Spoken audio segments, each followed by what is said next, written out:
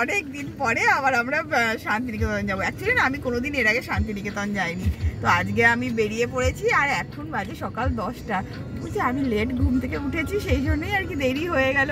তা ঘরে সব গুছিয়ে টুছিয়ে আসতে হচ্ছে তো, তাই জন্যে। আর এই যে এখন গান সেট করতে ব্যস্ত।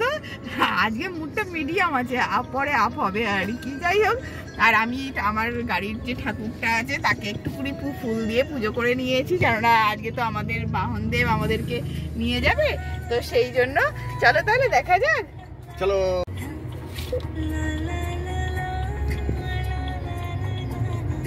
10টার সাথে গাড়ি চালানো স্টার্ট হয়েছে, কটার সময় পৌঁছাই এখন সেটাই দেখার। চলো।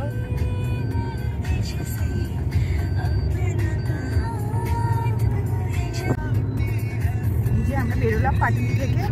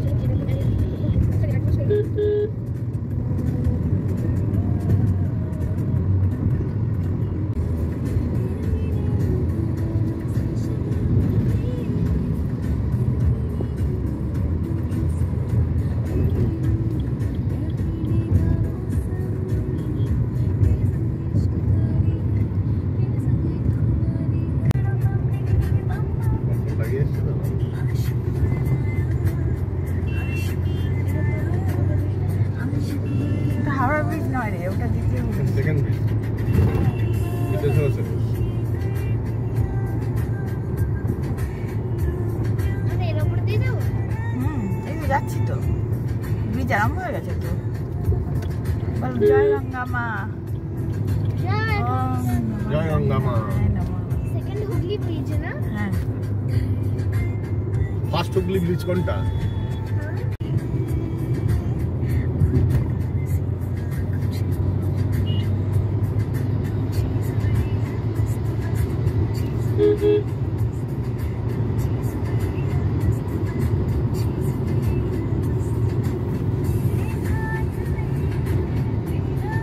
আমরা মাঝখানে ভিআইপি গেস্ট, সব বিয়ের গাড়ি।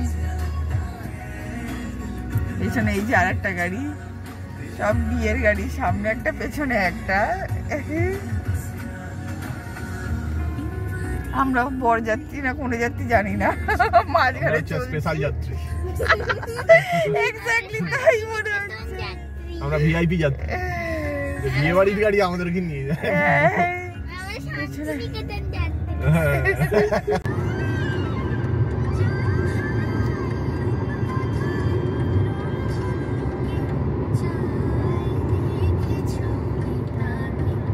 হাজার মন্দিরটা কোথায়? হাজার মন্দির নয়, 100 মন্দির বর্ধমানে। খুব আনন্দ করতে করতে 10টা থেকে যে কোথায় দিয়ে যে টাইমটা চলে গেল। আর আজকে ওয়েদারটা খুব সুন্দর, হালকা হালকা কুয়াশা রয়েছে, তো খুব একটা বেশি বেলা হয়েছে বলে মনে হলো না। তারপরে যখন ঘড়ির দিকে তাকিয়ে দেখি 12টা, আর এখন আমার গাড়ির স্পিড 100। আর এটা না বর্ধমান রাস্তা, তো দুপুর 12টা হয়ে গেছে, তো লাঞ্চ করার টাইম। নেক্সট টাইম কোথায় রেস্টুরেন্ট পাবো, তাই জন্য আমরা এই সামনেই এই হাইওয়ে মির্চ যে রেস্টুরেন্টটা ছিল এখানে চলে এসেছি। এটা আমি জানতে পারলাম যে এটা পুরোটাই ভেজ রেস্টুরেন্ট, আর এই রেস্টুরেন্টের খাবার দাবারের কোয়ালিটিও বেশ ভালো, তাই জন্য আমরা এখানেই আজকে লাঞ্চটা সেরে ফেললাম। আর লাঞ্চেতে আমার মেয়ে তো নুডলস খাবে বললো, আর আমি না একটা থালি অর্ডার করেছিলাম। এই থালিতে ভেজ আইটেম ছিল, আর আমি নুডলস মেয়ের থেকে নিয়ে নিলাম, আর থালি থেকেও। হাইওয়ে মির্চিতে আমরা শান্তিনিকেতনে যাওয়ার পথে লাঞ্চ করতে এসেছি, লাঞ্চ করে আমাদের যাওয়ার কথা। চলো তাই শান্তিনিকেতনে আমরা দেখা হচ্ছে। হাইওয়ে রাস্তাটা ভীষণ সুন্দর, তবে মাঝে সাঝে একটু খারাপ আছে, কিন্তু এইখানটাতে তো বেশ সুন্দর, একদম মসৃণ। এরকম রাস্তা হলে তো গাড়ি চালাতে ভীষণই মজা। আর লং ড্রাইভে বলার কথা না। এই শীতের দুপুরবেলাতেও মনে হচ্ছে না সেই বিকেলের মতন একটা অ্যাটমসফিয়ার তৈরি হয়ে রয়েছে। খুব আরামেই কিন্তু আমাদের এই জার্নিটা হলো আর কি।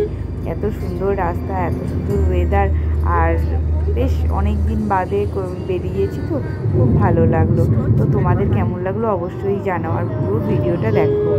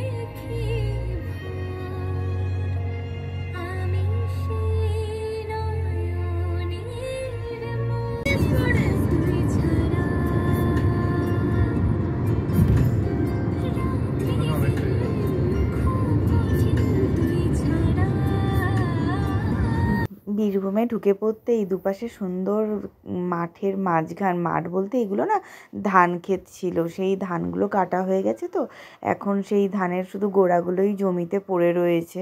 আর কোনো কোনো জায়গায় তো জমিতে সেইগুলো আবার পোড়ানোও হয়েছে, যদিও পোড়ানো না উচিত না, চাষের জন্য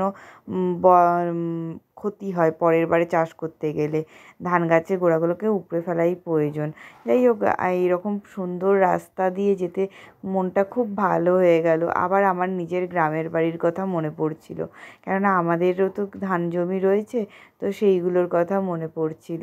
এই যে আমরা চলে এসেছি আমাদের হোটেলের একদম খুবই কাছাকাছি। এখানে খুব যে বিশাল বড় কিছু হোটেল তা নয়, কিন্তু সুন্দর করে সাজানো গোছানো আমার এই হোটেলটা। এই যে হোটেলের টপ ফ্লোর থেকে নিচে ভিউটা, আর আমার মেয়ে সোজা রুমে ঢোকার দরকার নেই, ও চলে গেছে দোলনাতে চড়তে।